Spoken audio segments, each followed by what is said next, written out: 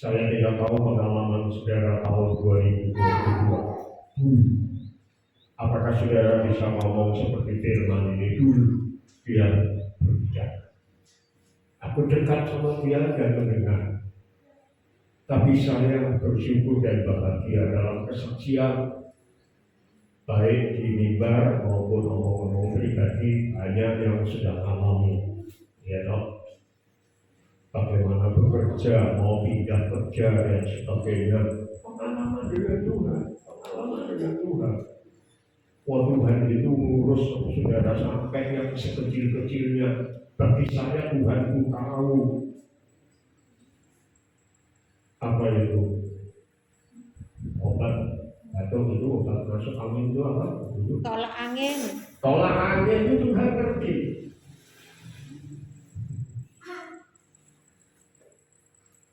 Saudara,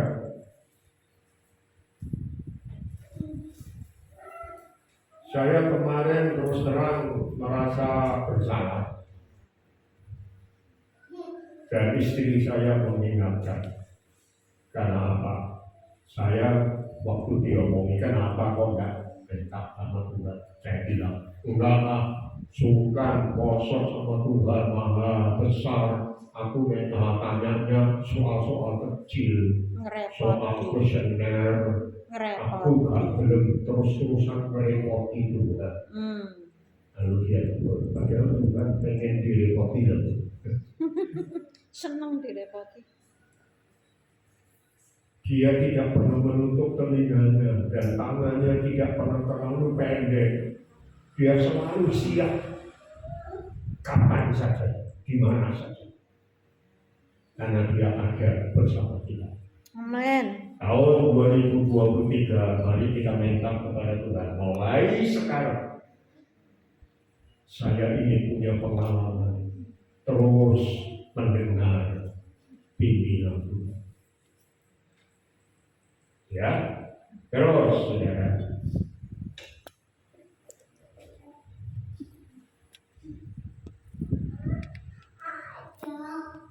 Saya lompati hal-hal yang atau cari hal-hal yang lebih penting, saudara. Tuhan bicara dalam ayat 16, tidak pernah sembunyi. Mendekatlah kepadaku, dengarlah ini.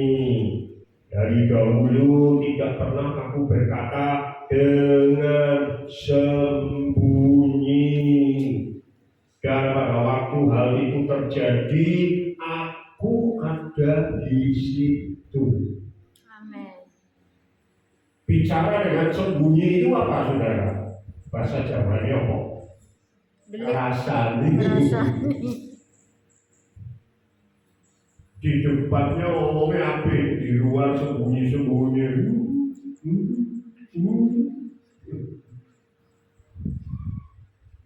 Tuhan bicara dekat dan dekat kan ketok, saudara.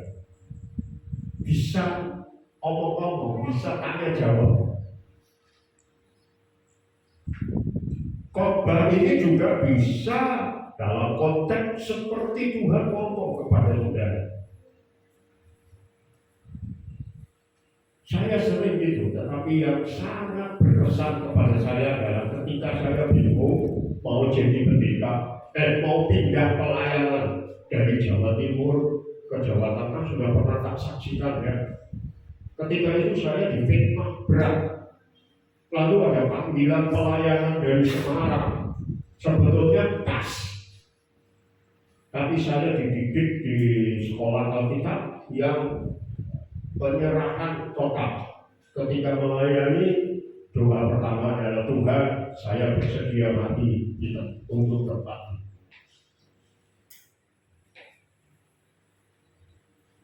Di dua, saya juga berdoa itu pelan-pelan. Tapi Tuhan, saya bersedia mati untuk berbakti. Berarti harus cepat-cepat cari tanah kuburan.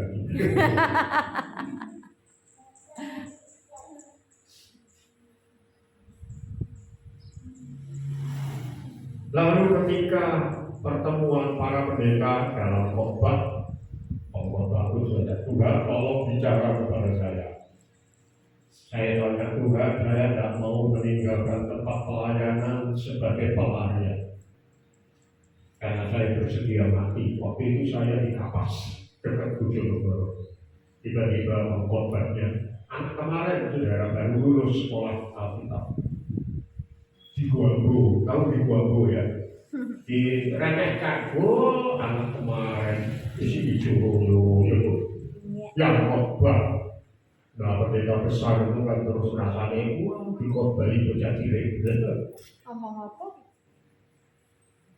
Tiba-tiba dia berkata, saudara, tidak selamanya Tuhan taruh kita sampai mati di satu tempat. Kaget saya. Terus nyambung saudara sampai 4 pertanyaan. Saya tanya A, Tuhan khotbah, orang itu khotbahnya A. Saya tanya B, khotbahnya B. Saya tanya C, khotbahnya C. Wow, itu luar biasa.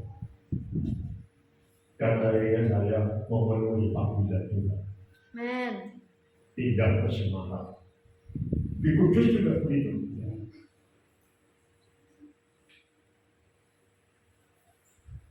Jadi tidak sembunyi-sembunyi. Bahkan dia berkata tidak sembunyiannya itu apa? Jelas banget.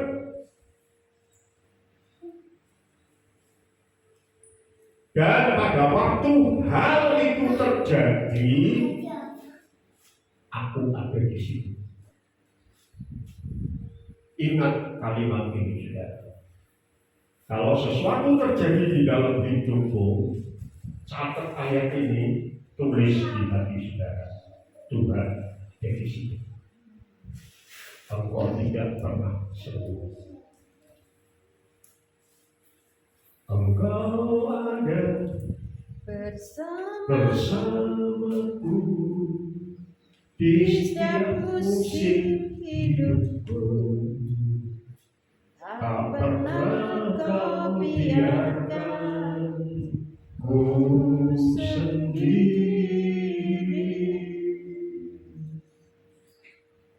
Kekuatan di jiwaku Adalah bersamamu. Tak pernah kuragukan kasihmu.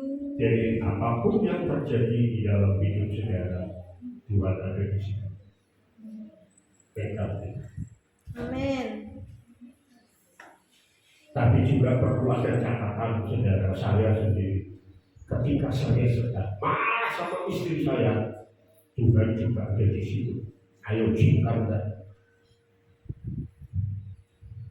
apa pendeta nggak marah? Saya sering juga marah sama dia. Saya harus catat ketika saya ngamuk sama istri saya, Tuhan ada di situ. Jadi Tuhan itu di juga. Pas ngamuk itu ya, Tuhan ada di situ. Terus saya. Ojo menung, lawan. Apa Tuhan kayak gitu? No, bukan. Kita orang Jawa, ketika ibu gembala tadi, yes. Saya tidak tahu saudara dengar suara saya enggak. Saya enggak ngomong yes. Saya ngomong apa? Ye.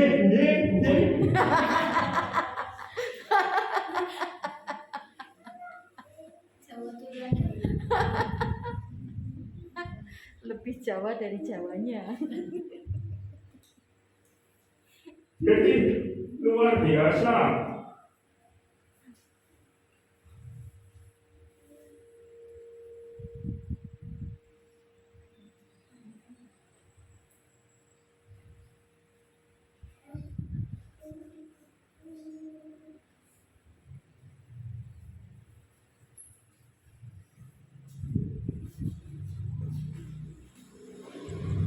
Akulah Tuhan Allahmu yang mengajar tentang apa yang memberi faedah.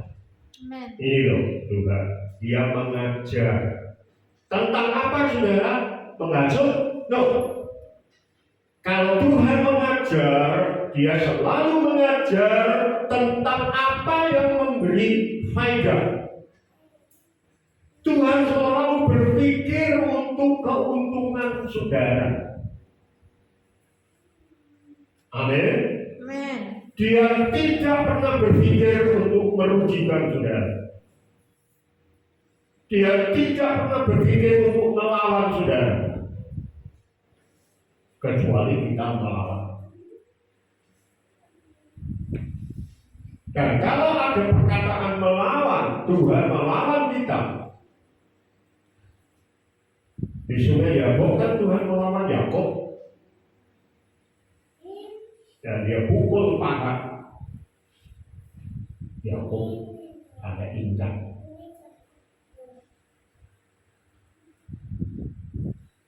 Maka saya dikuatkan Tuhan, karena kata melawannya Tuhan kepada kita itu saya baca seperti hubungan suami istri. Saudara, hubungan kita pernikahan, hubungan kita itu kan digambarkan dalam pernikahan seperti suami istri. Istri itu pendamping suami, penolong suami. Dan saat Tuhan mengajar saya dengan ayat itu, kata pendamping, penolong, dari sekian banyak arti, terakhir ada satu arti yang membuat saya kaget dan bertanya kepada Tuhan, apa maksudnya? Ternyata satu arti yang terakhir adalah melawan.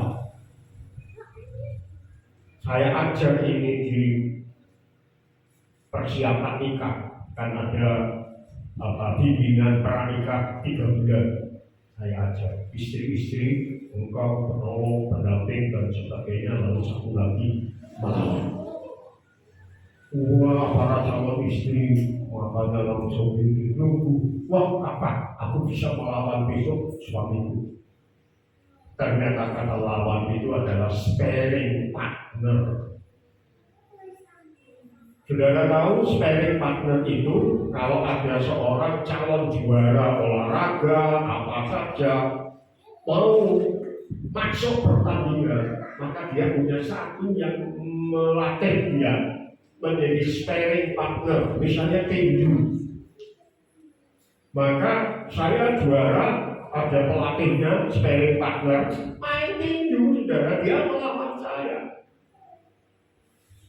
Tujuannya apa? Supaya saya jatuh? Enggak, supaya saya menang. Ya, Ya. Jadi dia mengajar supaya pukulan saya pas, gitu. Salah, salah. Terus saya terus pelatihnya ngomong, nanti tak tunjuki ya caranya ya. Lalu mulai, dia pukul betul, jatuh. Ketika dia memukul calon juara ini dan jatuh, apa memang tujuannya dia untuk menyakiti? No. Tujuannya untuk melatih, mulai gini. Dan akibat pukulan seperti itu, rasa no, enak no? Tuhan kalau melawan itu sparring partner. Jadi ketika Tuhan ada di situ, pada waktu saudara melakukan sesuatu, ingat itu, dia ada di situ melatih saudara, mengajar saudara. Berikutnya, dia bukan hanya pengajar, dia pembimbing. Nah, ini tadi melatih itu ya, pembimbing, menuntun di jalan. Jadi dia selalu ada, saudara. Seorang jemaat yang saya layani beberapa tahun yang lalu bersaksi. Kita sering mendengar ada mobil, tahu-tahu ada di tengah sawah, ada di tengah kuburan. dan nggak ada jalan di situ.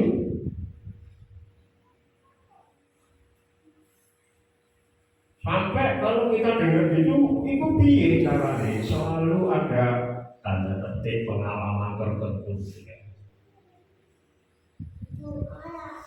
Ya, ada orang yang tiba-tiba tidur di kuburan. Setelah ditanya, kamu kok tidur kuburan banyak yang kesasar? Aku jijak temen. Terus rasanya melebuh masuk ke kamar tidur, ada orang enggak, yuk tidur. Teman laki pada laki, perempuan pada perempuan, yuk tidur. Begitu bangun ke kuburan. Nah, teman saya ini sedang nyetir sudah biasa, lainnya rutenya biasa. Tiba-tiba dia melihat, biasanya jalan itu cuma satu, tetapi malam itu dia melihat jalan itu dua. Saudara, sedang mengalami seperti itu, dia berdoa, Tuhan, ini kok jalan kedua, dan dia percaya itu dua. Saya harus ambil yang mana? Tuhan ada di situ, saudara. Amen. Tuhan katakan yang kanan. Ketika dia mendengar suara di hatinya Tuhan yang kanan, tiba-tiba dia lihat yang kiri itu iya. Coba kalau Tuhan tidak ada di situ, dia melihat lalu salah ambil jalan yang kiri. Iya.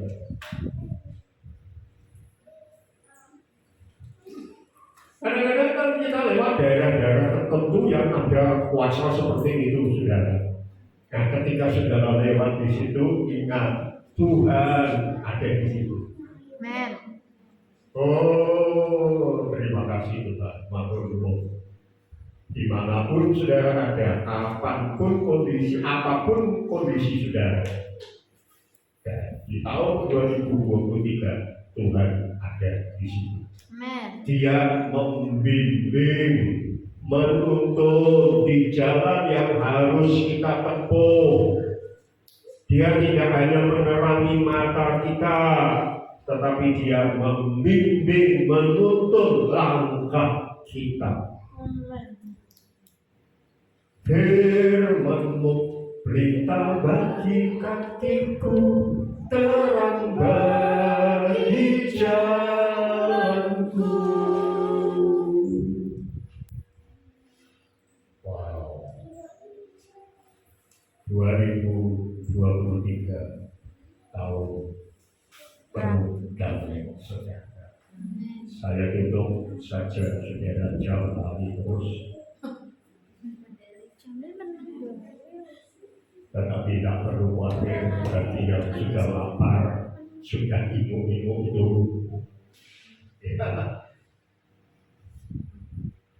Saya tutup saja dengan ayat yang ke-18. Sekiranya engkau memperhatikan perintah-perintahku, maka damai sejahtera-Mu akan seperti sungai yang tak pernah kering,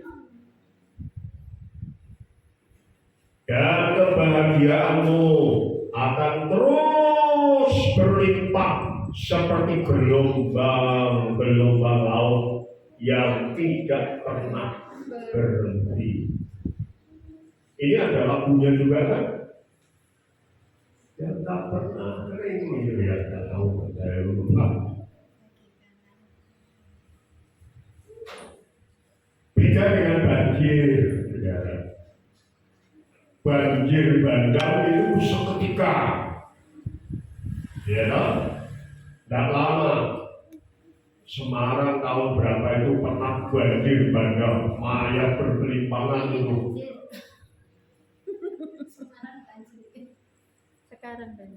Seketika, tidak lama, tidak diharapkan, tapi meninggalkan bencana kematian, kerusakan. Saya melihat tsunami di film, saudara. tiba-tiba mengarah ke sana. Ikan-ikan, wah, berlebar. Orang yang nggak ngerti langsung, wah, air lautnya ke tengah. Terus meninggalkan ikan-ikan yang boleh ditangkap hingga tahu laut itu airnya yang ke tengah. Lalu orang-orang sibuk mengambil ikan, banyak. Tiba-tiba gelombang itu balik jadi tsunami. Dan saya lihat, mengerikan.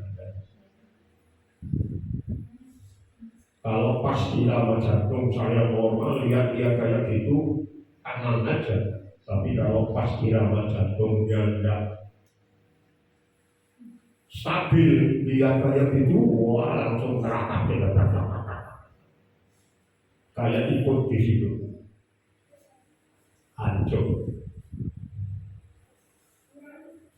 Memang ada banjir yang agak lama, tapi selalu nggak terus ya.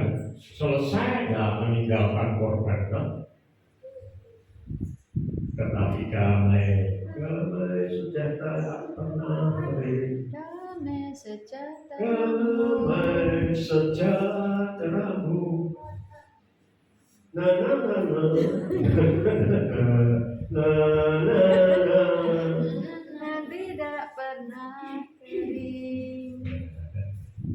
Glory haleluya. Nah, itu. Ku sembah kau Yesus. Tahun 2023 damai sejahtera sudah. Nanti ngomong sedih, Tuhan terima kasih. Tahun 2023 damai sejahtera. Seperti sungai yang tak pernah kering. Amin. Kebahagiaanku seperti gelombang laut yang tak pernah berhenti. Amin. Dan saudara tahu gelombang laut, saya pernah ada keluarga istri saya, anak yang ada di Jember, lalu pakai selatan sana, Watu Ulo, mana lagi pakai selatan, gelombangnya seolah lebih. Dan saya pernah cek di pantainya, tetapi ditulis jangan sampai lewat jam sekian. Karena apa? Kalau masuk gua lewat jam itu pas pasang. Lalu kita ada di dalam gua, lalu asik lihat-lihat, pas wayai itu masa surut ya. Wayai pasang saudara, wah bisa mati di dalam gua karena air lautnya masuk. Dan saya melihat gelombang itu saudara, dari gelombang kecil nanti diikuti lihat gelombang kedua lebih besar, lihat gelombang ketiga lebih besar lagi, lihat gelombang berikutnya lebih gede lagi. Asik itu lihat di pantai selatan. Wow, damai sejahteramu seperti sungai yang tak pernah kering. Kebahagiaan seperti gelombang-gelombang laut yang tak pernah berhenti. Itu dalam arti kalau saudara nanti ke pantai selatan, nggak tahu dekat-dekat sini ada ya, pantai selatan Kuah. Jadi gelombang itu bukan saja tak pernah berhenti, tetapi makin lama makin besar. Makin lama makin besar. Makin lama makin besar. Sampai lebih tinggi dari rumah. Itulah yang disediakan Tuhan tahun 2023. Haleluya.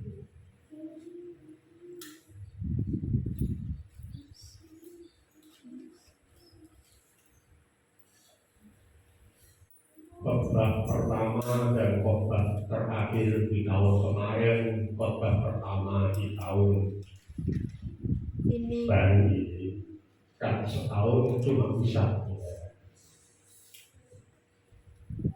Jadi saya mohon kalau agak hebat-hebat sedikit, jangan marah ya, Tuhan ada di sini. Kau itu namanya ngomong ada masih. Nanti saya akan sepanjang tahun ini akan menjelaskan saudara. Di dalam Efesus pasal 4, saya baru ketika nyusun tesis bukan kasih itu. Oh, sepanjang saya jadi pendeta, kalau saya khotbah dan beberapa waktu lalu saya khotbahkan itu seperti itu. Sekarang saya mendapat paradigma baru yang luar dari firman Tuhan. Di Efesus itu ada kita sampai kepada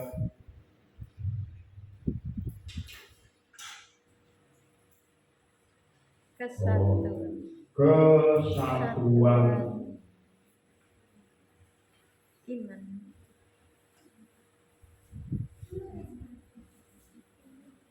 iman.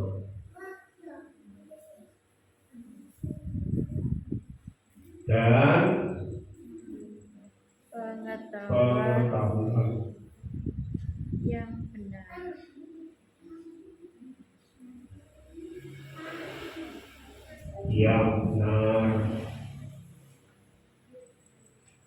Tentang anak Allah.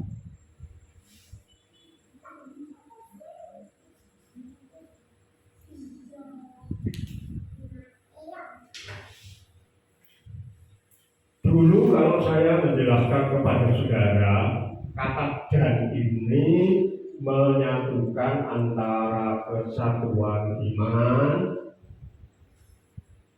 dan pengetahuan.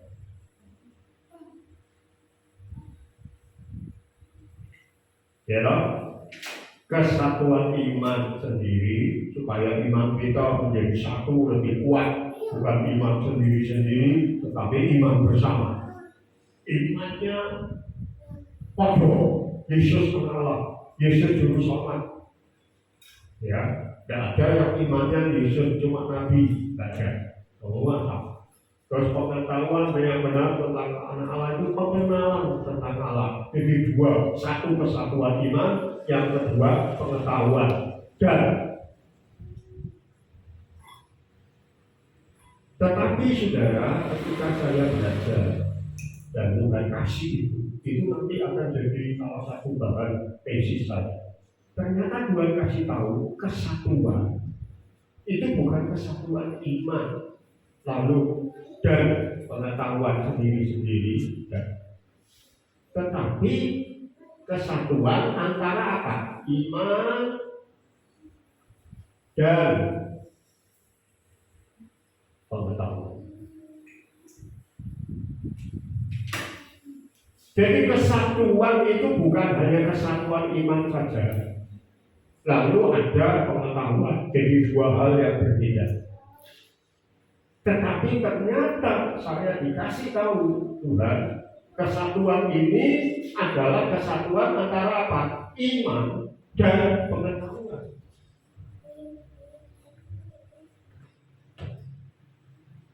Saya berdoa dengan pembukaan di Yesaya 48 ini, itu dengar dan sebagainya ada respon, lalu ada iman.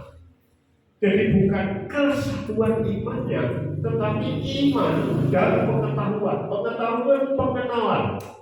Jadi iman kita selalu ditopang oleh pengenalan, hubungan intim kita dengan Tuhan, menimbulkan iman yang kuat. Oleh karena itu di dalam Ibrani 11 ayat 1 dikatakan iman adalah bukti.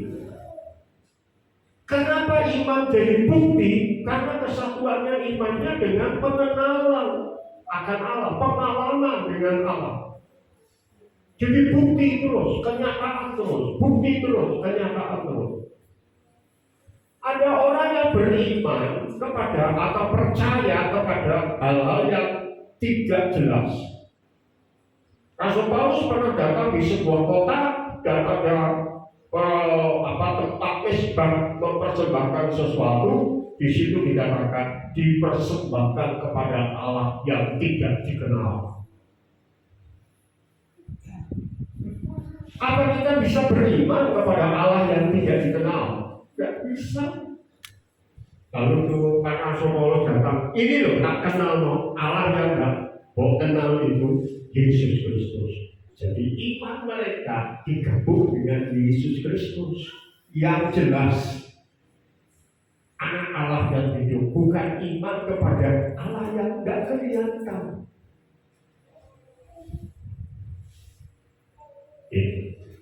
Kalau ini terjadi saudara, maka saudara akan mengalami pengajaran Tuhan, saudara akan mengalami bimbingan Tuhan, dan damai sejahtera saudara seperti sungai yang tak pernah kering, seperti gelombang-gelombang laut yang tak pernah berhenti.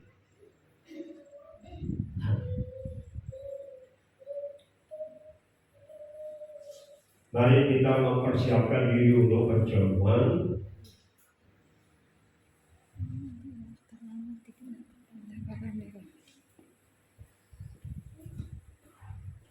Nanti Ibu Gembala mengiring musik dengan pujian Engkau Ada bersama.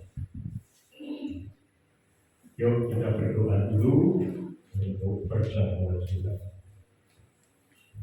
Oh, saya harus pakai masker dan turun. Jadi ini loh saudara, orang pepet, orang buku masker, terus akan PBB.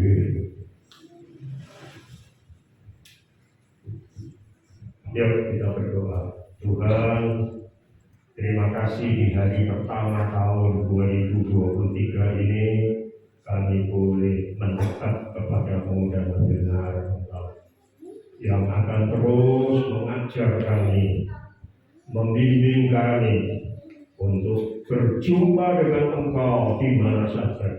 Karena dimanapun kami ada, Engkau ada di situ. Terima kasih Engkau tak pernah tinggalkan kami. Waktu susah Engkau ada di situ. Waktu senang Engkau ada di situ. Waktu sakit Engkau ada di situ juga. Waktu sehat Engkau ada di situ. Sehingga damai sejahtera kami tidak pernah kering. Kebahagiaan kami tidak pernah berhenti.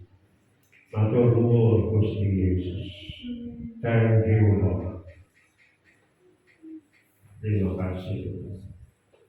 Bentar kami makan dan minum dari meja Tuhan, perjamuan Tuhan. Bersekutu dengan tubuh dan darah-Mu, berkati menjadi satu pengalaman baru terus-menerus bagi kami.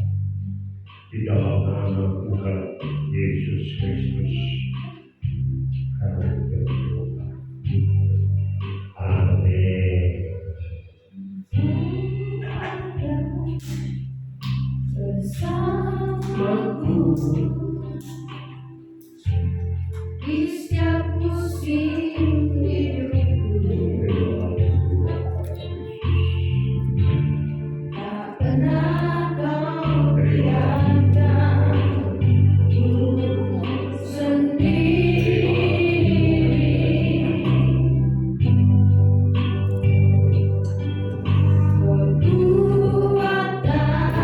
Kekuatan jiwaku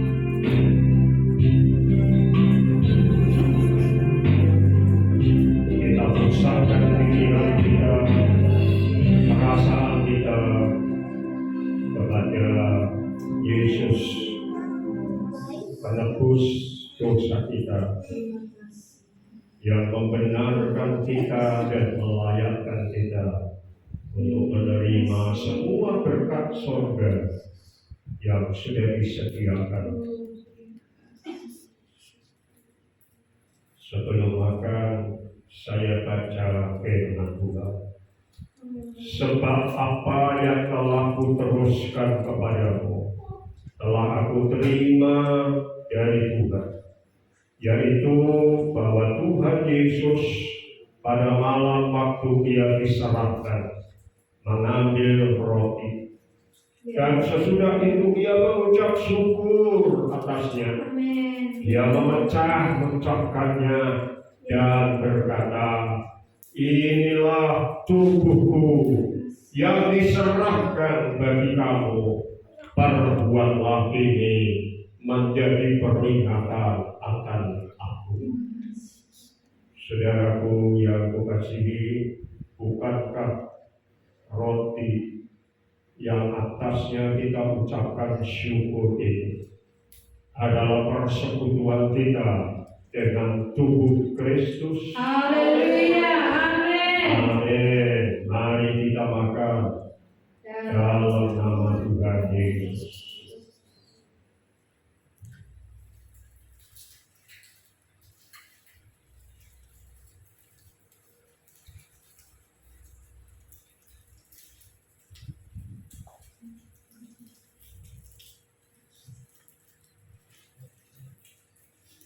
Kita buka untuk cawan. Kita angkat tinggi-tinggi dengan tangan kita lebih tinggi dari kepala. Demikian juga dia mengambil cawan sesudah makan, lalu berkata, cawan ini adalah perjanjian baru yang dimeteraikan oleh darahku. Perbuatlah ini setiap kali kamu meminumnya menjadi peringatan akan aku. Saudara yang kukasihi, bukankah cawan anggur yang atasnya kita ucapkan syukur ini adalah persekutuan kita dengan darah Kristus? Haleluya. Amin. Amin. Mari kita minum dalam nama Tuhan Yesus Kristus.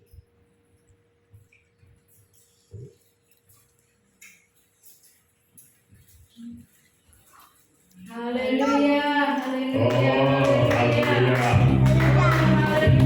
Oh, terima kasih Yesus.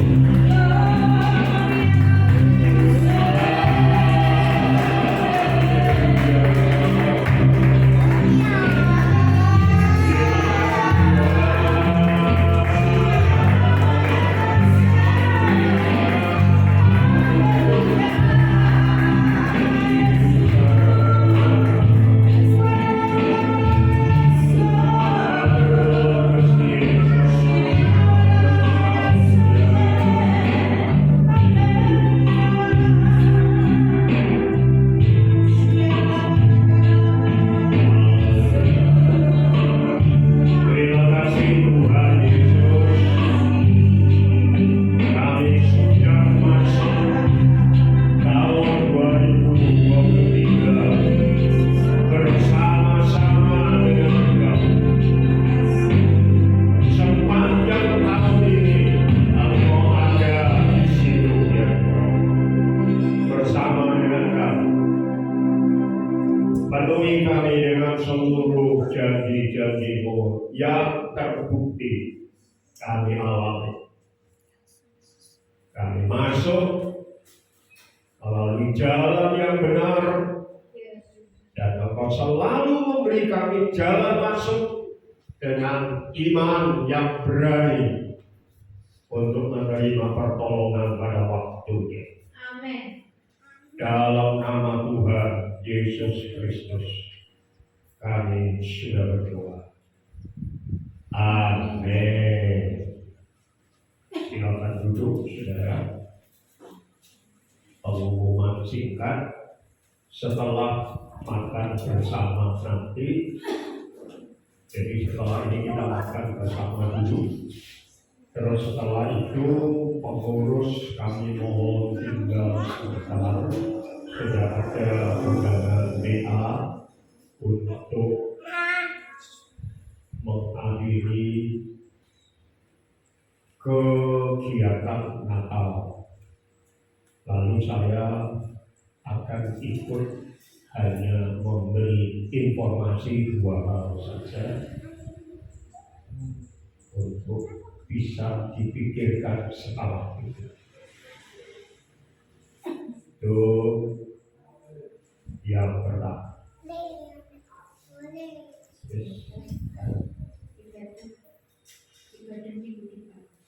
Ya, ibadah minggu depan jangan lupa jam 7 di tempat ibadah nomor 2. Yang kedua, dan saya harap kita semua sepanjang tahun paling tidak setiap minggunya kita isi dengan ibadah. Jangan blok, jangan bodoh. Puji Tuhan. Ya, dan saya ada sesuatu yang Tampilan terbaik Natal, tampilan terbaik waktu Natal. ada yang ulang tahun sepanjang 1 minggu ini, berarti ulang tahun di antara 2 tahun 2022 ke 2023 tanggal 1. Ada?